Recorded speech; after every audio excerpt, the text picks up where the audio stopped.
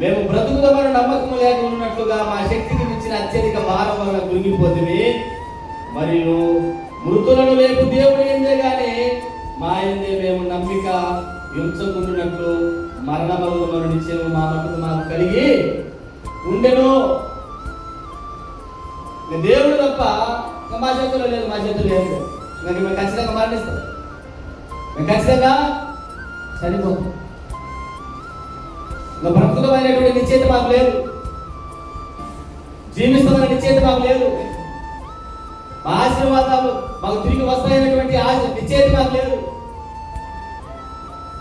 మమ్మల్ని శోధిస్తున్నటువంటి మాకు కలుగుతున్నటువంటి అవమానాల నుంచి మేము బయటపడతామనేటువంటి నిశ్చయిత మాకు లేదు. మాకు రావాల్సిన ఆశీర్వాదాలు వస్తాయనేటువంటి నిశ్చయిత మాకు లేదు. మేము కోరుకునేటువంటి ప్రతిదీ తిరిగి మేము పొందుకుంటామనేటువంటి నిశ్చయిత మాకు లేదు. మరి లేనప్పుడు ఏం చేయాలయా అంటే ఏం చేయాలా? పౌలు ఏం చేశాడు? అక్కడ ఏం చేశారు పౌలు గారు?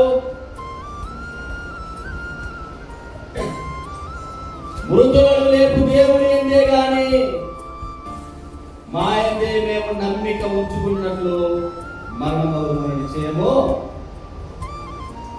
వాళ్ళ మీద వాళ్ళకి ఆశ ఉన్నప్పుడు ఏదంటే వాళ్ళు చేసిన పని ఏంటంటే దేవుని మీద ఆధారపడి,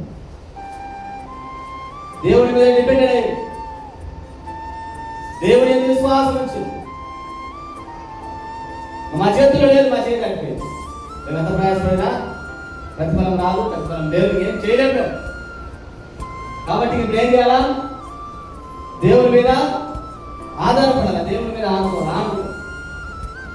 మరి ఆనుకున్నందుకు వాళ్ళ శక్తికి, వాళ్ళ ఆలోచన విధానానికి, పౌలు గారి ఆలోచన విధానానికి అయితే అక్కడ మరణమే. వేరే ఆస్కారం లేదు, వేరే దారి లేదు, బ్రతికేటువంటి పరిస్థితులు లేవు. కానీ దేవుడు జరిగించిన కార్యం ఏంటంటే ఇది వచ్చిన మనం చూస్తాము. దేవుడు ఏం జరిగించాడంట? మరణమగున నిశ్చయం మా మట్టుకు మాకు కలిగిను.